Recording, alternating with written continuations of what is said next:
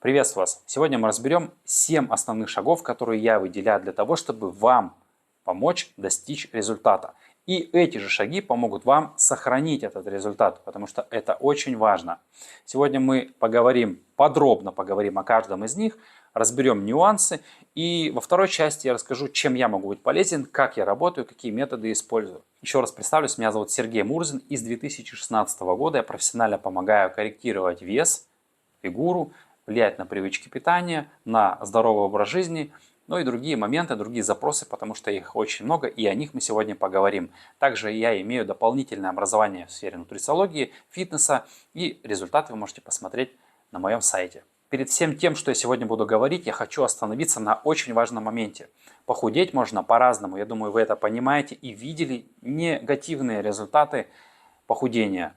Я думаю, никому это не понравится, и всем хочется иметь подтянутое, стройное тело. Согласны? Согласны. Причем не в ущерб здоровью. Это очень важно. Калории я не рекомендую считать, а мы сегодня разберем, почему их не нужно считать, потому что вот как раз из-за этого подсчета получаются вот такие негативные результаты. Я вам скажу, что будет влиять на то, что вы будете получать качественный результат. Вот это самое важное, на этом мы заострим внимание. И если я говорю снизить вес, это значит убрать жировую массу. Не просто как бы там цифру на весах, а важно качественно убрать жир. Нам же это важно. Подтянуть тело, сделать его более красивым, стройным, а не то, что вам не нравится. Я думаю, смотреть на такое безобразие никому не хочется, но, увы, это происходит. Почему? Сегодня мы поговорим. Итак, переходим к основным 7 шагам. И шаг номер 1 – это фундамент. Нужно нормализовать свой режим питания. Это очень важно. Иметь основные приемы пищи плюс перекусы. Есть, конечно, нюансы. Об этом, конечно, я говорю индивидуально, потому что случаи бывают разные. И вот как раз режим питания, а он у большинства людей просто отсутствует или хаотичен. То есть интуитивно что-то съели, где-то забыли, где-то потерпели, где-то пропустили, вечером наелись. То есть, непорядок, да, такого не должно быть.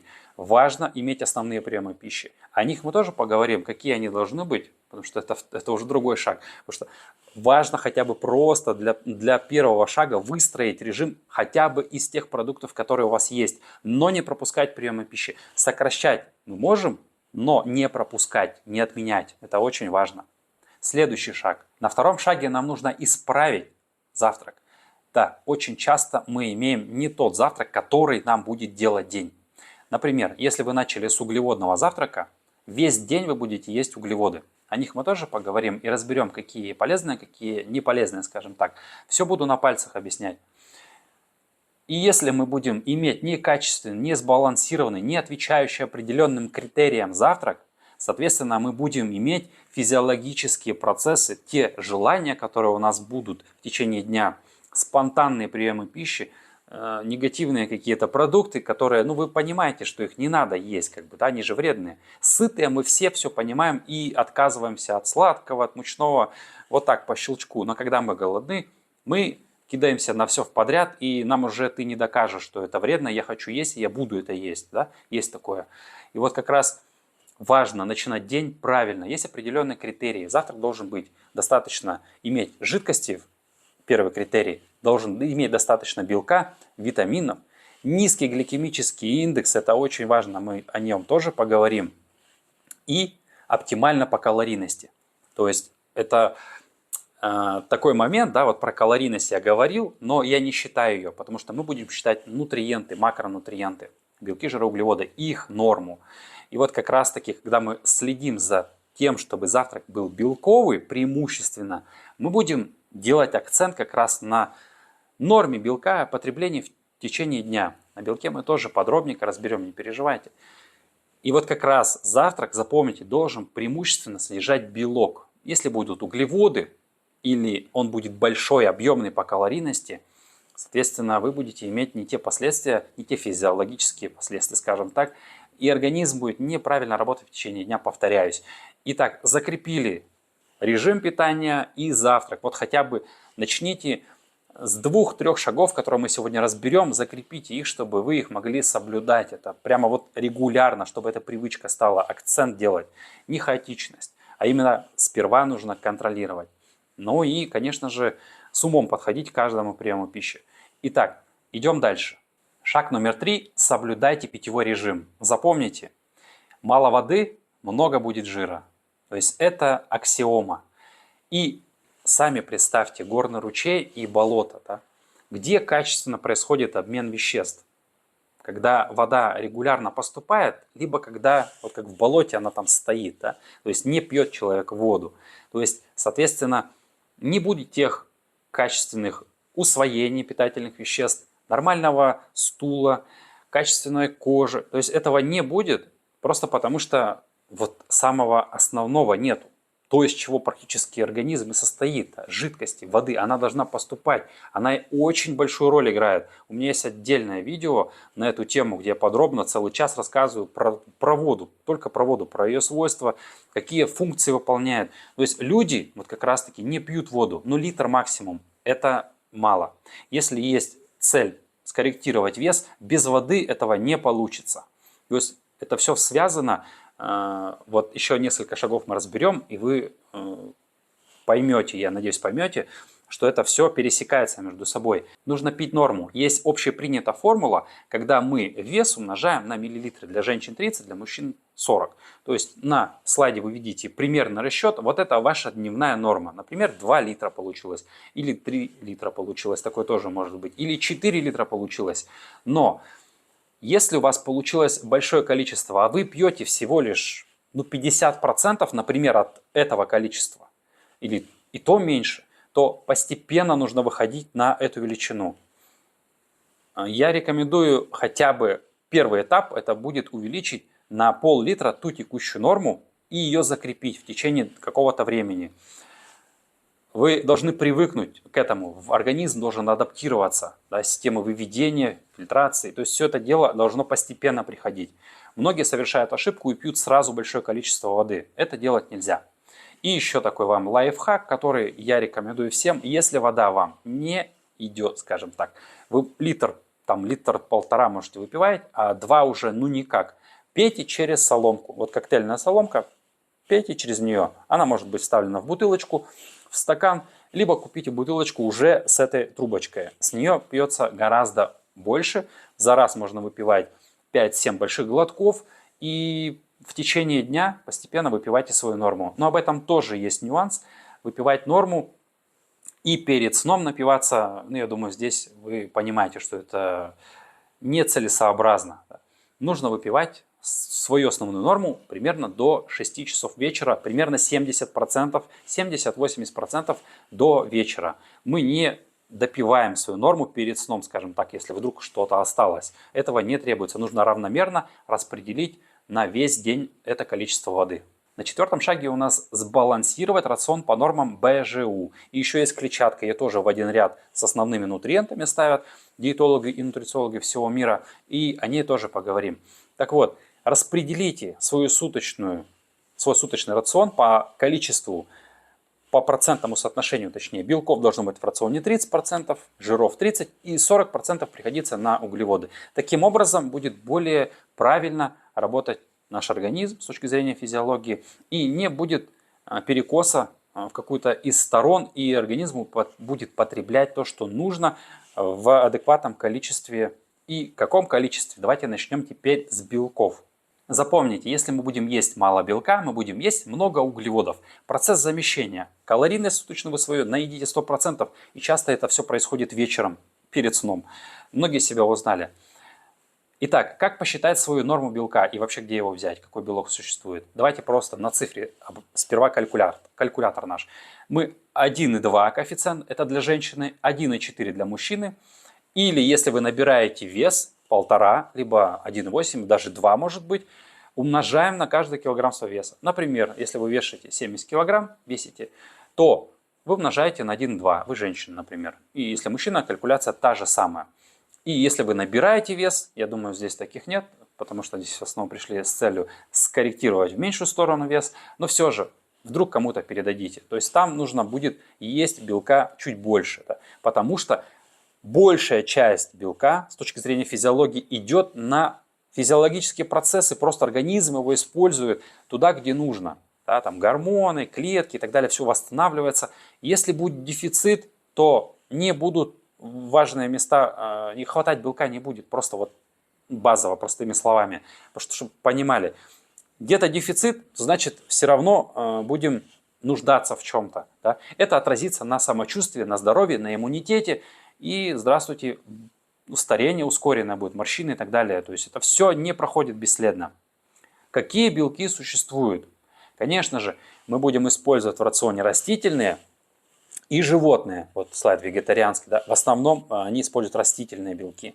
И те, и другие нужны обычному человеку. Если я не использую какую-то конкретную, вот, как вегетарианскую, веганскую диету, да, я использую универсально общепринятое питание, я использую и те, и другие белки, и они нужны, да, и те, и другие в нашем рационе, вы должны понимать. Но 50% на 50%, то есть 50% животного белка, все, что прыгает, летает, ползает, да, условно, вот это все животный белок, и растительный белок. Чем старше мы становимся, тем смещаем в сторону растительных белков, потому что они легче усваиваются организмом. Запомните. И те, и другие нужны. И те, и другие содержат разный аминокислотный состав. И усваиваются по-разному.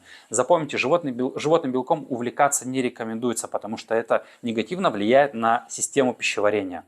И еще помните, что клетчатка – это важный компонент, когда мы потребляем белок. Потому что, ну, я думаю, моторику кишечника все знают, да, функцию, что если перистальтика не работает, случается проблема со стулом. Клетчатка как раз-таки отчасти выполняет эту функцию. Не пренебрегайте ей, вот это вот важно. Поэтому запомните, белки очень важны. Если мы их не будем соблюдать, вот помните, я вначале говорил, да, некачественно будут снижаться наши объемы, не будет успевать кожа подтягиваться. Все. То есть, если белка в рационе мало, да, то, ну, здесь вы уже сами несете ответственность за то, какой у вас будет потом результат на выходе.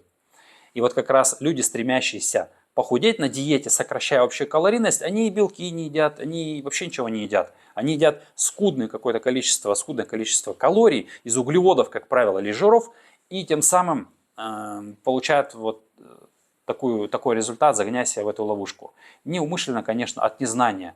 Поэтому вы теперь знаете, и вы теперь будете использовать это основное правило. В каждом приеме ищем белок и клетчатку. Запомнили? Я надеюсь, запомнили. Жиров не стоит бояться, они тоже важны. И на снижение веса, и не только. Для женщин они очень важную функцию выполняют, по женской части в частности. И они тоже присутствуют в нашем рационе. Но какие? Насыщенные или ненасыщенные? Конечно же, мы должны отдавать приоритет ненасыщенным. Если вы хотите приблизительно знать норму, из практики скажу, что с жирами проблем как таковых нет. У людей их достаточно. Масло льют, везде жарят на нем, парят и все это дело готовят.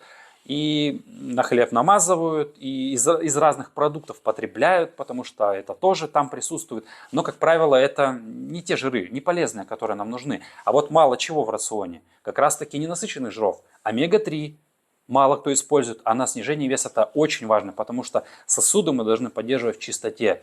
Это качественный обмен веществ, это отличное состояние, это работа головного мозга.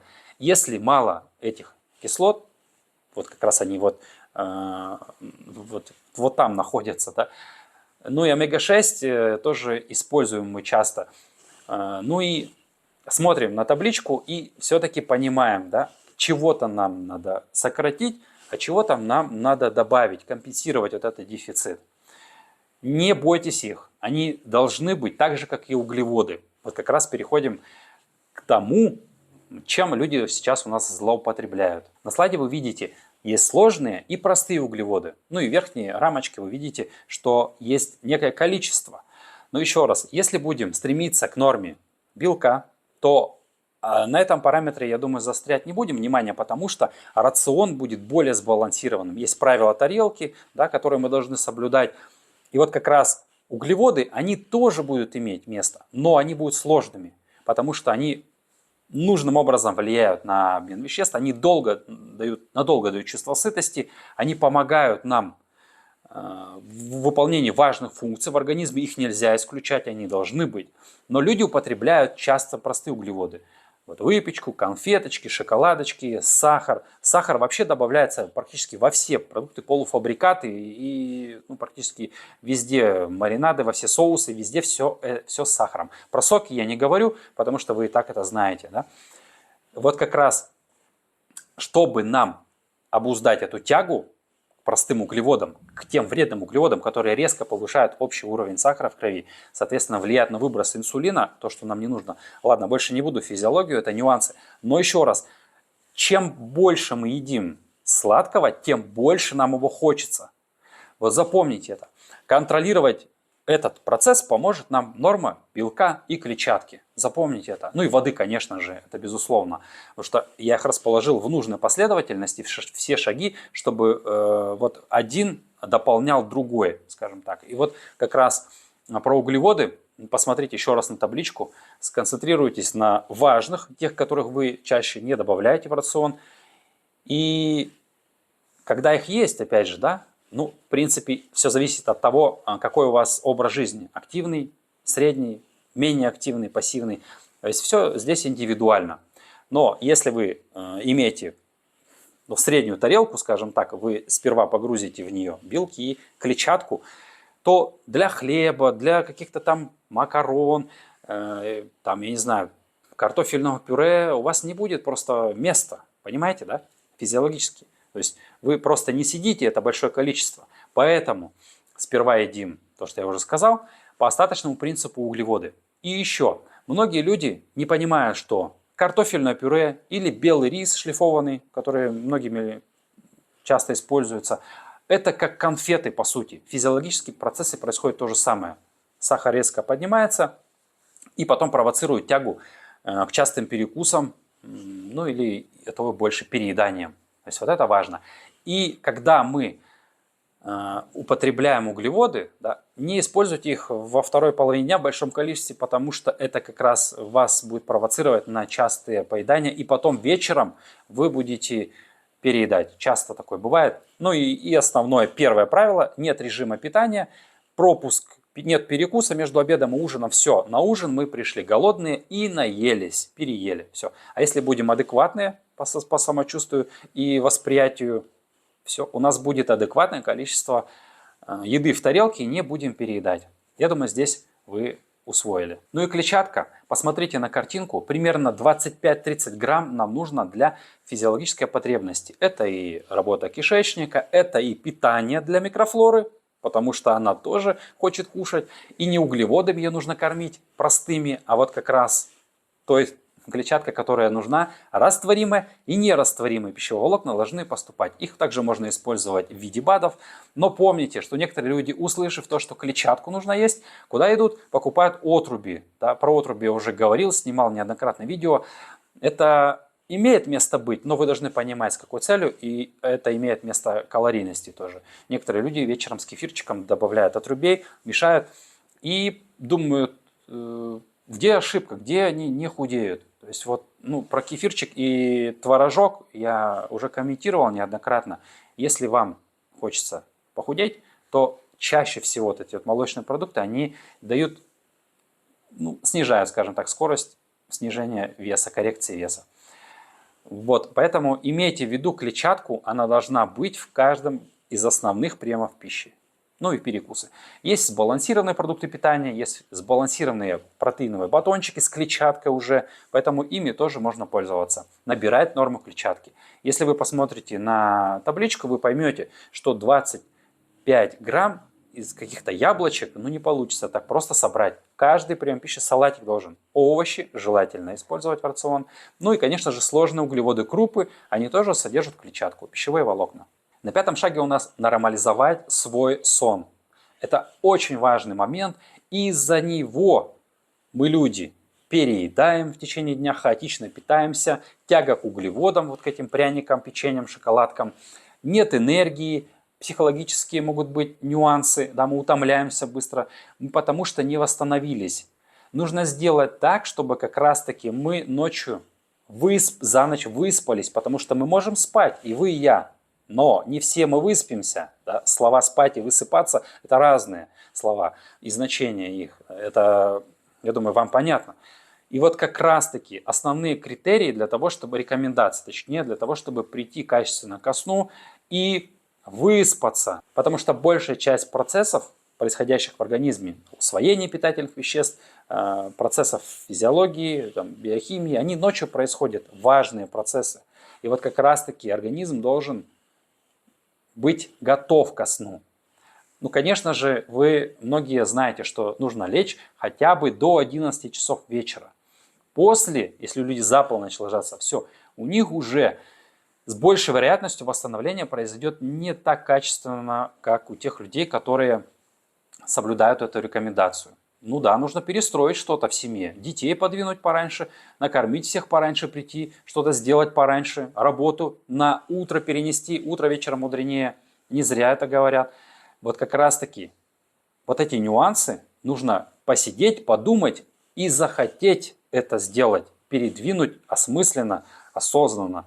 И вот тогда не будет проблем. Вот тогда вы сильно приблизите себя к результату. Ну и другие нюансы, это, я уже сказал, мы не едим перед сном, не наедаемся, легкий ужин, желательно белковый. Многие уже знают, какой он должен быть. Все уже, наверное, попробовали планы питания, скачивали, что-то соблюдали. Он должен быть легкий. Далее. Не смотрим в смартфон, в телевизор перед сном. Это не то, что нужно. За час нужно исключить это влияние. Это отражается на работе головного мозга.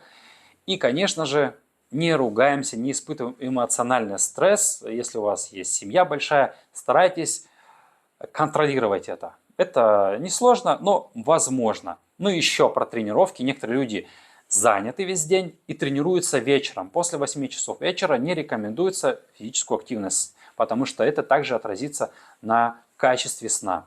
Потом у нас еще и легкий ужин должен быть, да, после тренировки, восстановления.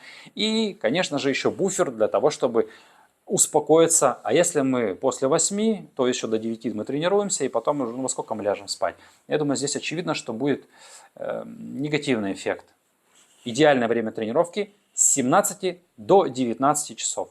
С 5 до 7 вечера. Ну и шестой шаг, приближаемся уже к финишу. Это у нас физическая активность. Конечно, нужно подключить ее. Кто-то уже занялся прогулками.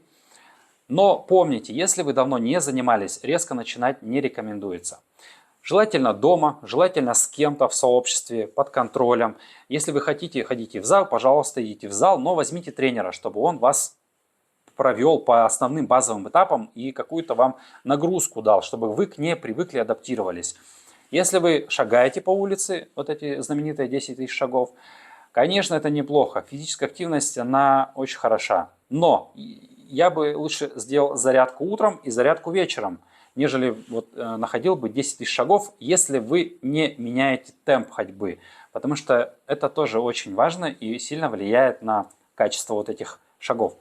Поэтому ускоряемся, замедляемся, ускоряемся, замедляемся. Вот так будет эффективно. Бессмысленно ходить просто и смотреть в небо, наслаждаться природой. Конечно, это полезно, но какой результат вы хотите?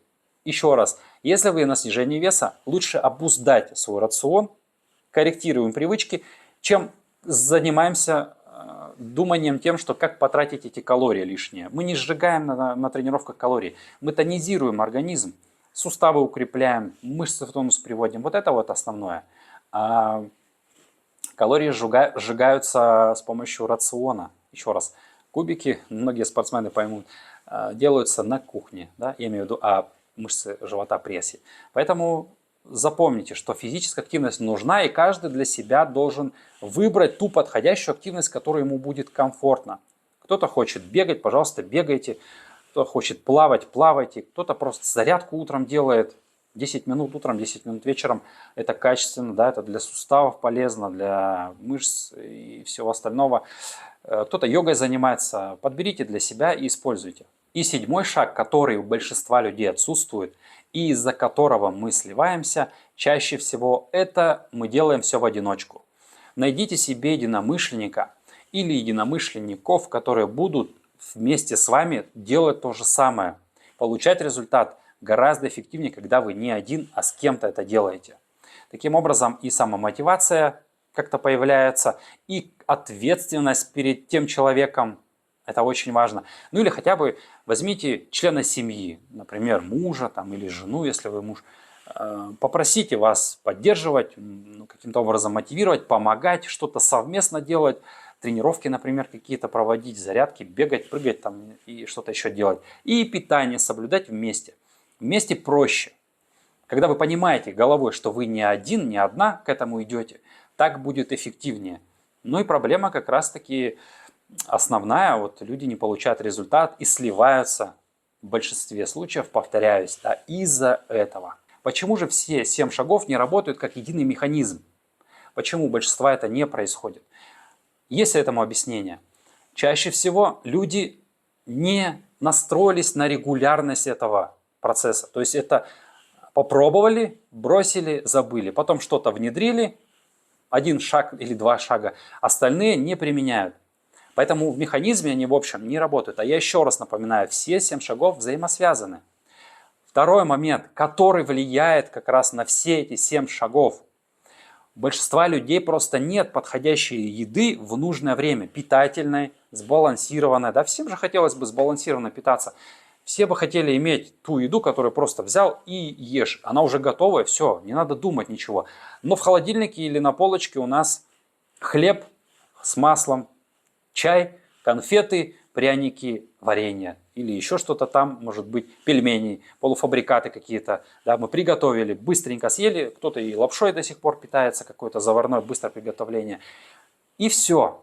Мы будем худеть на этом? Ну, может и будем, если вообще калорийность. Но это не поможет нам в контроле тяги к углеводам, да, качественного обмена веществ. Там нет витаминов тех продуктов, которые мы ели, допустим, да, а мы думаем, что они там есть, но на самом деле их там нету. И в целом мы сидим на одном месте, туда-сюда 3-5 килограмм гоняем и думаем, что же не так, вроде все я правильно делаю. Но когда есть у человека готовые продукты, сбалансированное питание, он эффективно их использует, точно знает, что он получает это необходимое. Да? Белки, витамины, клетчатку, что-то еще, воду. И вода это усваивается. Кстати, об этом я не сказал. Да? Воду не просто нужно пить, а чтобы она еще усваивалась. Да? У нас кишечник как раз за это отвечает тонкий, за усвоение питательных веществ и воды в том числе. Если проблема с ним, засорен, да, программы детокса, я думаю, все пытались проходить, чиститься, там что-то делать. Это тоже регулярно нужно делать. Но для этого не нужно сложностей, не нужно изобретать велосипед. Для этого придумали уже все. Растительный напиток алоэ, например, функцию выполняет. Как вот посуду моете с моющим средством, в стаканчик воды выпили, все. Тот же самый эффект, ну, образно я выражаюсь, да, но это регулярно, каждый день. Не нужно делать разгрузочный день и день очистки. Вот как раз таки этого нет. Да? И вот как раз из-за того, что нет, вечером этого нет, там этого нет, здесь мы поели, здесь не соблюли, здесь что-то у нас негативным каким-то образом отразилось, и все. И как раз поэтому у людей случаются откаты по весу. Мы не выработали привычки. То есть вот эти 6 шагов, 7-й шаг мы не считаем, это привычки. Да? Вот мы их должны, как здравствуйте, использовать в своей жизни. И таким образом у нас не будет откатов. А люди как раз таки из-за этого бросают. Да, на диете посидели, бросили. Пункт номер 1, режим питания, хаотичность у них опять наступила. Потом у них не выходит на норму белка, не выходим на норму белка, на норму воды, и все. А если человек закрепил это, у него не будет этих проблем. И как раз таки моя ценность как эксперта – помочь человеку выработать вот эти привычки, основные шаги, посмотреть, что он делает правильно, а что он делает неправильно. То есть мне объективно со стороны, с учетом тех знаний, которые у меня есть, виднее, как оно должно быть, как возможно поправить эту ситуацию более мягким способом, без использования жестких диет, потому что это не тот путь. Нужно использовать то, что мы будем использовать в течение всей жизни, понимаете? Тот рацион, те привычки, которые нам комфортно поддерживать. Вот тогда не будет проблем ни с чем. Ни с контролем веса, ни с самочувствием, ни с качеством похудения, тем негативным, который я вначале показал. Я думаю, каждый хотел бы более здорово, качественно, не во вред организму, снизить вес, убрать объемы. Да? Это очевидно. Но это первая часть. Да? Как раз таки я помогаю Я учу, вторая часть, то есть не просто человек делает раз, два, три, он потом понимает, я объясняю 20 раз, и он понимает на 21-й, и он потом другим людям со своим членом семьи может помочь в этом, понимаете, в чем преимущество. У меня есть инструменты, которые я могу дать человеку, посоветовать то, что он может использовать для того, чтобы закрыть пробелы, дефициты, подсказать физической активностью, потому что многие люди пытаются или боятся что-то делать неправильно именно с точки зрения начала физической активности, тренировок и чего-то там еще. То есть это тоже мои компетенции. Запросы мы с людьми решаем разные. Кто-то хочет снизить вес, кто-то хочет набрать, кто-то хочет улучшить качество волос, кожи, ногтей, кто-то хочет улучшить качество рациона, проблемы с пищеварением решить, с самочувствием, здоровьем. Кто-то хочет просто сбалансированно питаться, и кто-то достигает цели, допустим, по спорту. Такое тоже имеет место быть. Кто-то хочет избавиться от вечернего переедания, кто-то хочет нормализовать тягу к углеводам, да, чтобы нормально относиться к ним, не кидаться на них. То есть они же понимают, эти люди, то есть все понимают. Но по одним и тем же причинам мы не можем это контролировать. Нужно, чтобы был режим питания и состав еды был сбалансированный. Вот и все. Весь секрет прост. А потом уже у вас будет и качественный сон, и все остальные преимущества, красивая фигура, здоровое все остальное, долголетие и так далее. Но кто-то хочет еще большего. Кто-то хочет стать консультантом по сбалансированному питанию и зарабатывать на этом. То есть для этого тоже есть все инструменты, и для этого у нас есть отдельная система достижения финансового успеха. То есть это тоже имеется у нас. И так же, как вот есть система достижения результата по весу. То есть все продумано, все работает и качественно помогает людям достигать результаты. А вы пробовали сидеть на правильном питании? Ну, или на сбалансированном, давайте так. Потому что правильное питание и сбалансированное питание – это разные вещи.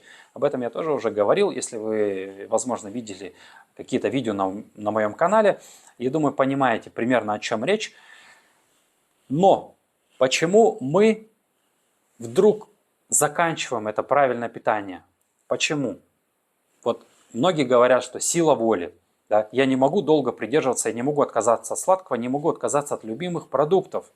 Но не это главное, не сила воли, она тут ни при чем. Еще раз возвращаемся в начало, повторяю. То, что происходит с нами, вот эта зависимость, мозг нам говорит руке, бери конфету, шоколадку, яблоко или бутерброд делай. Это потому, что физиологические потребности в данный момент такие. Это нужно, это невозможно контролировать, просто это физиология. Но когда у нас в рационе все окей, организм не испытывает дефицита, вот этих ложных сигналов спонтанных не происходит. Поэтому вот и люди не могут долго придерживаться этому. Ну, они попробовали, бросили и зря бросили, потому что нужен период, чтобы организм привык, перестроился. А если есть проблемы с лишним весом, то есть нюансы, еще раз. И вот как раз период этот должен пройти, организм должен, ну, скажем, понять, что вы с ним делаете. И вот эти правила, скажем, состав рациона корректируя, мы даем организм физиологические процессы начинает проводить свои, гормональный фон нормализуется, разные процессы выведения, там лишнего вот этого всего запускаются, и все, организм избавляется от того, что он не использует, а то, что лишнее накопил, в том числе и жир. И вот тогда все происходит должным образом. Поэтому для того, чтобы на сбалансированном питании или на правильном питании, как многие говорят, нужно там сидеть, не нужно сидеть, нужно это сделать частью своей жизни. При допускании в это допущении, или как хотите назовите, каких-то негативных продуктов, которые влияют на общую картину. Но эффект от них будет незаметным. Поэтому можете расслабиться, если будет правильно, грамотно выстроен рацион, и можете себе позволять различные шалости в питании, кто-то даже алкоголь может, это не будет отражаться. Я этому как раз и обучу, и отношение к этому тоже научу иметь правильное. Вот так можно выразиться. Потому что многие себя винят как раз за это. Этого не нужно делать. Это не вносит никаких существенных коррективов. Ваши цели, ваши желания могут быть разные. Кто-то приходит сюда, чтобы нормализовать работу системы пищеварения, проблемы со стулом, отражается на здоровье. Кто-то хочет просто похудеть для того, чтобы одеть какую-то одежду, да, тот размер одежды, который он раньше носил, а случились какие-то обстоятельства, вес повысился, и не всегда они негативные, да, есть и позитивные, например, рождение детей, но это тоже нужно решать. И вот это тоже может сподвигнуть человека меняться. У кого-то кардинально проблемы со здоровьем, врач уже сказал, что нужно это делать, нормализовывать питание, избавляться от этого. Кто-то хочет иметь больше энергии, чтобы хватало на весь день и еще на вечер для того, чтобы провести время с семьей, поиграть с детьми. Кто-то более активно путешествовать хочет, да вообще, в принципе, дел больше успевать в течение дня. А из-за вот этих физических ограничений не получается этого. Поэтому, может быть, у вас какой-то индивидуальный запрос, да, это тоже может быть, но это ваш запрос. И опять же, когда мы работаем с человеком, я это учитываю, потому что именно это будет важным, решающим для того, чтобы вы могли получить результат. Нужно составить списочек небольшой, я говорю, как это делать, для того, чтобы это мотивировало вас достигать этот результат. Потому что все хотели бы на завтра проснуться стройными, без лишнего веса, но что-то идет не по плану. Из практики знаю, очень часто люди закрепляют негативные моменты, ошибки, которые они считают правильно. То есть они считают, что это правильно, потому что я так использовала, мне тогда помогло, а сейчас чуть не помогает. Но мы не учитываем ряд других моментов, условий, да, обстоятельства. Это тоже важно. Возраст. То есть много нюансов. И вот без объективной связи обратной со стороны, хотя бы в течение месяца контроля, месяца-двух, это очень важно сделать, чтобы вы понимали, что вы правильно делаете, а где ошибки.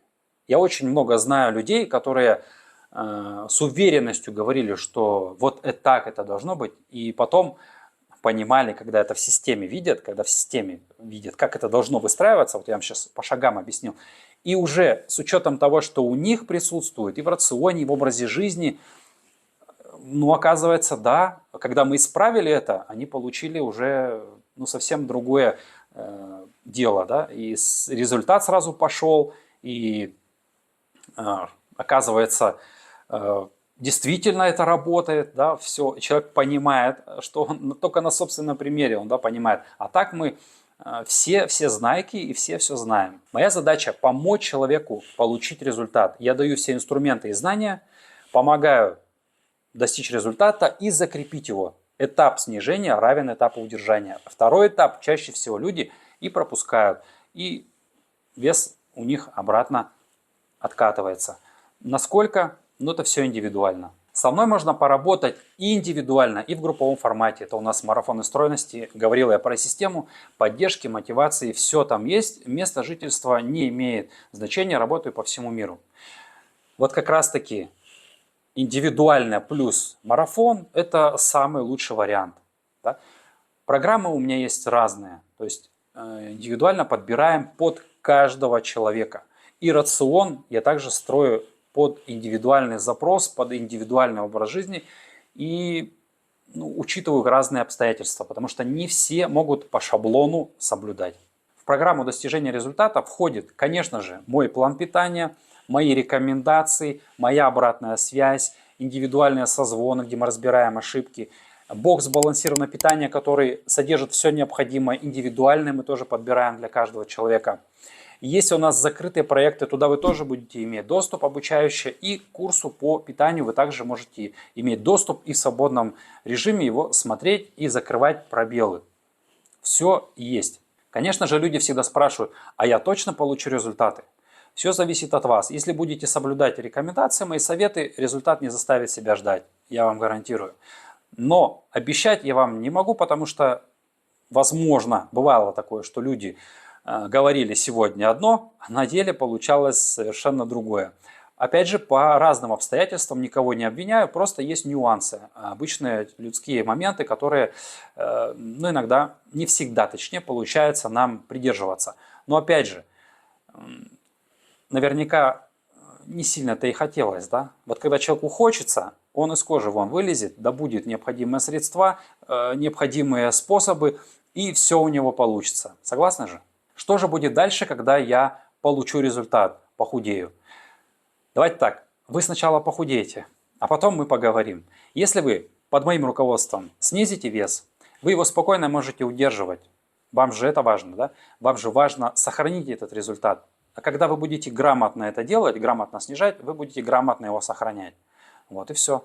Поэтому вас ждет качественное самочувственное, качественный состав тела, отражение в зеркале, то, которое вы хотели бы, и те моменты, которые мы перечислили, списочки, которые вам сейчас нужны для того, чтобы вы начали снижать вес. То есть вы будете самомотивироваться, и когда вы это достигнете, да, это будет большая галочка, вы уже, поверьте, не будете готовы это потерять, и вы будете еще, возможно, помнить то былое, и туда вернуться вам точно не захочется, и поверьте, это все легко потом поддерживается, соблюдается.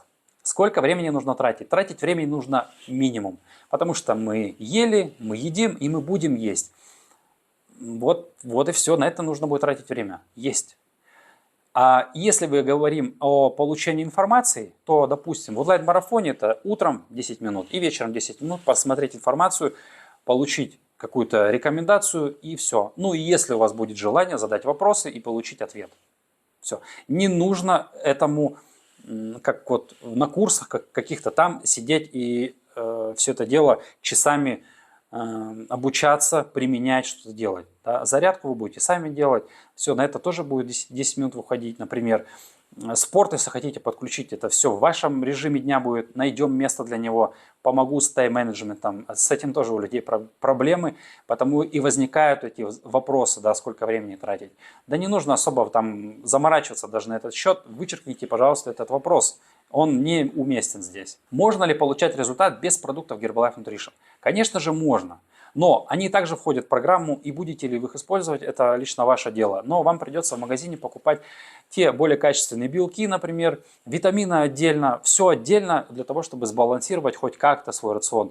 Ну, на макаронах, на картошке, на хлебе, на лепешках, на варенье, печенье не получится качественно похудеть. Дефицит калорий можно создать, но вы потом сорветесь. Все это дело не просто так, еще раз я объясняю. Поэтому они не зря в нашем рационе будут иметь функцию дополнения для того, чтобы качественно вы могли получить свой желаемый результат.